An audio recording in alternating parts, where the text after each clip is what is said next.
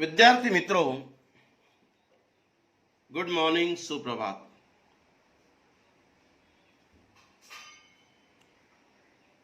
कक्षा 10वीं पाठ क्रमांक 8 गजल के बारे में हम फर्स्ट पार्ट में चर्चा कर रहे थे। पहले हिस्से में हमने गजल किसे कहते, अरबी साहित्य से वो कैसे आगे बढ़ रही है, अरबी से फारसी में आए, फारसी से उर्दू, उर्दू में हिंदी, उसके स्वरूप को हमने देखा था। गजल एक वजनदार बाहर के अनुसार लिखे गए शेरों का समूह। इसके पहले शेर को मतला, अंतिम शेर को मक्ता कहते, इसकी भी जानकारी हमने ली थी। गजलों का स्वरूप तो हमने देखा था, उसका इतिहास भी हमने देखा। हिंदी के प्रसिद्ध ऐसे कई गजलकार हैं, उसमें से दुष्यंत कुमार, जिन्होंने गजल विधा को सच में न्याय देने का हिंदी में प्रयास किया। उसके बाद हमने ये भी चर्चा की थी पहले गजल के बारे में, पहले शेर के बारे में कवि माणिक वर्मा, इन्होंने हमें यह भी कहा था, स्वर्णिम शिखर बनने से बेहतरीन है जो शिखर जिस नींव पर खड़ा है, वो नींव हमें बनना है। उसी में हमारी प्रसिद्धि है। उसके बाद हमने ये भी देखा था, जीवन में हमें अच्छे कर्म करते रहना चाहिए। हमारे लक्ष्य तक हम पहुंच नहीं पाए तो कम से कम दूसरों को पहुंचाने में मदद करनी चाहिए, मतलब मील का पत्थर बनना है। तीसरे में भी हमने देखा था, सुंदर दिखने में कोई अर्थ नहीं है। सच में सुंदर दिखना है तो अपने आदमियत, इंसानियत, मानवता रूपी गुणों को अपनाकर हमें सुंदर दिखना है। और चौथे शेर में हमने देखा था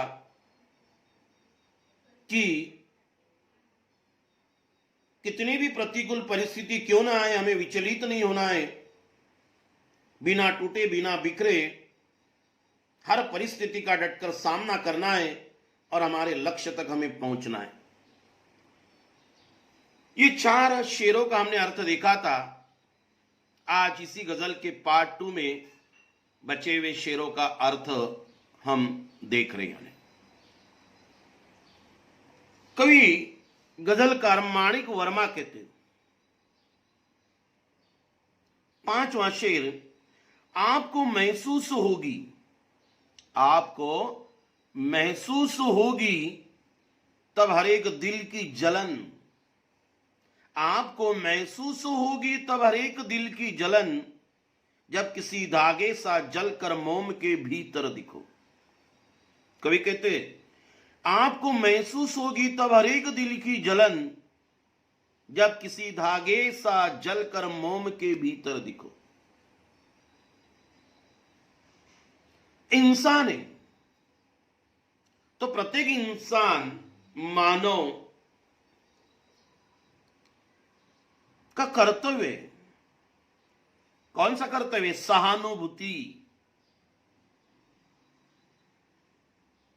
सहानुभूति हर इंसान ने रखनी चाहिए।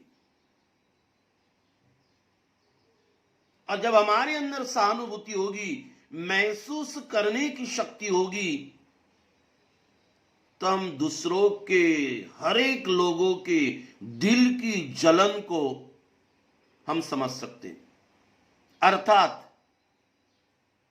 हर व्यक्ति के दुख की तकलीफों को हम समझ सकते हैं, उसकी पीड़ा को, उसके दर्द को हम समझ सकते हैं। जैसे जो मोमबत्ती का धागा होता है, सदा उस मोमबत्ती के साथ रहता है, उसके साथ वो जलता भी है। जलना क्या होता है, वो मोम के भीतर रहने वाले धागे को पता होता है, क्योंकि मोम के जलने के जलन को, पीड़ा को वो महसूस करता है। उसी प्रकार जब हम दीन दुखियों की पीड़ा को समझेंगे, उसके दर्द को, उसकी पीड़ा को दूर करने का यथासंभव हम प्रयास करेंगे, तो हम सच्चा मानवता धर्म निभा पा रहे, ऐसा हम समझेंगे। तो मानवता धर्म निभाने के लिए हर एक की पीड़ा को समझना यह हमारा परम कर्तव्य है। ये बात इस शेर के माध्यम से कवि ने व्यक्त की है। अगला शेर देखते हैं। एक जुगनू ने कहा मैं भी तुम्हारे साथ हूं, एक जुगनू ने कहा मैं भी तुम्हारे साथ हूं, वक्त की इस धुन में तुम रोशनी बनकर दिखो। कवि कहते कि जुगनू ने कहा, एक जुगनू ने कहा कि मैं भी तुम्हारे साथ हूं। वक्त यानी समय, जुगनू रात में चमकने वाला कीड़ा, कि इस धुन में तुम रोशनी ने प्रकाश बनकर दिखो। कवि कहते जब वक्त हमारा साथ नहीं दे रहा है, जब वक्त हमारा साथ न दे रहा हो, हर तरफ असफलताएं एक धुंध अंधेरे के समान छाई हो, हर जगह निराशा, हताशा, ऐसे अंधकार का पूरा साम्राज्य हो, हर तरफ हताशा, निराशा दिखाई दे, ऐसे समय में क्या होता है, एक छोटी सी आशा की किरण भी बहुत बड़ा सहारा दे जाती है। मैं क्या कह रहा हूं आपको समझ में आ रहा होगा। जब मनुष्य जीवन जीता है, हर जगह से कहीं असफलताएं आती है, असफलताएं आने के कारण हमारा मन मतलब अंधकार के साम्राज्य में खो जाता है। हताशा, निराशा, ऐसे वक्त कहीं छोटी सी एक आशा की किरण जो है हमें बहुत बड़ा सहारा दे जाती है। ये समझाने के लिए कवि कहते हैं कि जिस प्रकार घोर अंधकार में चमचमाता हुआ वो जुगनू जैसे हमें बहुत बड़ा सहारा देता है, हमारे मन में एक आशा की किरण जगाता है, उसी तरह जीवन में संकट आते तो संकटों में हार नहीं मानना है। कहीं ना कहीं प्रयास हम करते रहेंगे तो अवश्य एक जुगनू, वो आशा की किरण हमारे जीवन में दिखाई देगी और उसके सहारे हम अपनी मंजिल तक आसानी से क्या कर सकते हैं, पहुंच सकते हैं। हमें वो रोशनी बनना है, वो उजाला हमें बनना है, वो किरण हमें बनना है। आगे कवि क्या कहते हैं, एक मर्यादा बनी हम सभी के वास्ते, गर तुम्हें बनना है मोती सीप के अंदर दिखो। एक मर्यादा, मर्यादा यानी सीमा, हम सभी के वास्ते, वास्ते मतलब के लिए, हमें सच में कुछ बनना है तो हमें क्या बनना है, मोती सीप के अंदर दिखो। जो सीप होती है समुद्र में, उसके अंदर जो मोती निकलता है।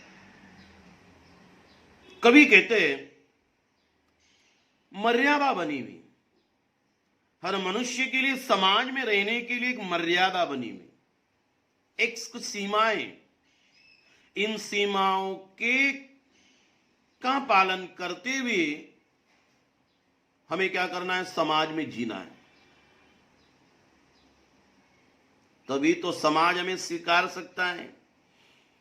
इन मर्यादाओं का, इन सीमाओं का पालन हम नहीं करेंगे, गलत काम करेंगे, समाज के खिलाफ हम काम करेंगे, इसके विरोध में काम करेंगे, तो समाज हमें कैसे स्वीकारेगा। सच में समाज में हमारी कोई पहचान बने, सच में हम ऐसा चाहते, तो वह पहचान किसके समान बननी चाहिए, उन मूल्यवान, उस सीप के अंदर होने वाले मोती के समान बननी चाहिए। जो मूल्यवान मोती उस सीप के अंदर छिपा होता है, उसी प्रकार हमें भी क्या करना है, समाज के लिए, लोगों के लिए श्रेष्ठ कर्म करते रहना चाहिए। हमारा कल्याण भावना वो श्रेष्ठ ऐसा काम उस मोती की तरह हमें क्या देगी, पहचान देगी, सम्मान देगी। इसलिए काम अच्छा करते रहो। सच में तुम्हें कुछ बनना है, उस सीप के अंदर रहने वाला मोती अपना काम करते रहता है, एक दिन उसे बहुत बड़ा सम्मान मिलता है, मान मिलता है, उसकी बड़ी कीमत मिलती है।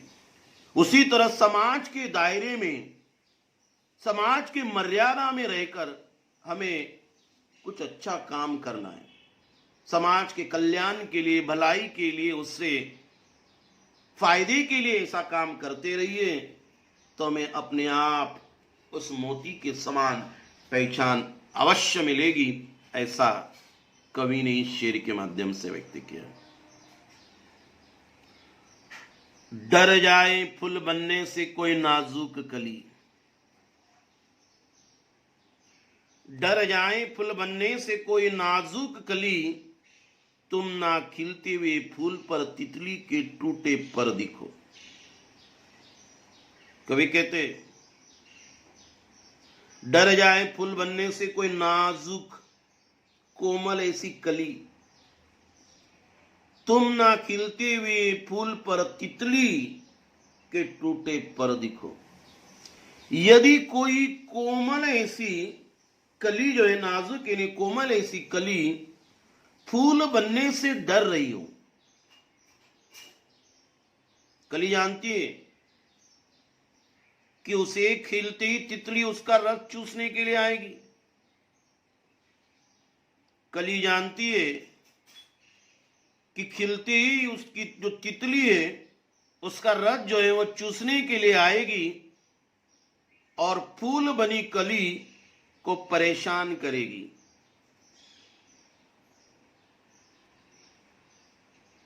हमें क्या करना है, फूल को तितली से बचाने का प्रयास करो, अर्थात उसके डर को दूर करने की मदद करो।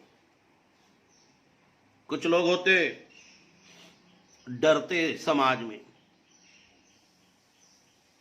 जैसे वो कली फूल बनने से डर रही है, उसे डर है कोई तितली आएगी, मुझे चूसेगी, मुझे परेशान करेगी। तो हमें क्या करना है, समाज में ऐसे लोगों का डर हमें निकालना है। मतलब वो श्रेष्ठ काम कर रहे, फूल की तरह, जैसे कली जो है फूल बनना चाहती है लेकिन डर है। समाज में ऐसे कुछ लोग हैं, वो अच्छा कार्य करना चाहते हैं लेकिन उनके अंदर डर है। उस डर को हमें क्या करना है, निकालना है। उस फूल को जैसे तितली से बचाना है, उसी तरह से लोगों के अंदर के डर को निकालना और अच्छा कार्य करने के लिए उन्हें प्रेरणा देना। ये कवि जो है इस शेर के माध्यम से कहते, कोई ऐसी शक्ल तो मुझको, कोई ऐसी शक्ल तो मुझको दिखे इस भीड़ में, मैं जिसे देखूं उसी में तुम मुझे अक्सर दिखो। यह अंतिम शेर है। कवि कहते, कोई ऐसी शक्ल, शक्ल यानी चेहरा, मुझको दिखे इस भीड़ में, जिसे मैं देखूं उसी में तुम मुझे अक्सर दिखो। ये संसार जो है मनुष्य का एक सागर है। कितनी भीड़ है, सागर की तरह अनंत। इस भीड़ में अनजाने, जाने अनजाने, अनगिनत ऐसी शक्ल एरे चेहरे हर तरफ दिखाई देते। किसी को हम जानते, किसी को नहीं जानते। मानो ये जन सैलाब, ये सागर हर तरफ दिखाई देता है मनुष्य के शक्लों का। कभी कहते हैं, ईश्वर मैं चाहता हूं कि मैं जिसे भी देखूं इस भीड़ भाड़ में, इस भीड़ में मैं जिसे भी देखना चाहता हूं, मुझे उसी में तुम नजर आओ, क्योंकि तुम सर्वव्यापी हो, सब जगह तुम हो, तुम्हारा हर जगह निवास है। मतलब हर व्यक्ति में तुम्हारा निवास होना चाहिए। हर व्यक्ति में मैं ईश्वर को देखना चाहता हूं। जिस तरफ भी मैं देखूं, इस भीड़ भाड़ में, जाने अनजाने अनगिनत चेहरों में, हर किसी के मैं शक्ल देखना चाहता हूं, उसका चेहरा देखना चाहता हूं। उसके चेहरे में मुझे तुम नजर आने चाहिए ईश्वर, क्योंकि तुम सर्वव्यापी हो, हर जगह तुम समाये हुए हो। हर व्यक्ति मतलब ईश्वर का अंश होना चाहिए, तो समाज में अपने आप दुख खत्म हो जाएगा। ये समाज, ये धरती स्वर्ग की तरह बन जाएगी। इसीलिए कवि कहते, इतने लोगों में जो अनगिनत ऐसे चेहरे हैं, हर चेहरे को मैं देख रहा हूं, लेकिन हर चेहरे में मुझे ये भगवान आप ही नजर आने चाहिए। मतलब हर लोगों में आपका वास हो, क्योंकि आप सर्वव्यापक हो, आप सर्वव्यापी हो, आप हर जगह समाये हुए हो। अर्थात हर व्यक्ति ईश्वर का रूप दिखे, हर व्यक्ति के अंदर ईश्वर का वास हो। तो यहाँ हमारे इस गजल के करीबन ये 9 शेर हमने कंप्लीट किए, पूर्ण किए। उम्मीद कर रहा हूं कि बच्चों ये आपको समझ में आया होगा। आज के लिए इतना ही काफी। धन्यवाद।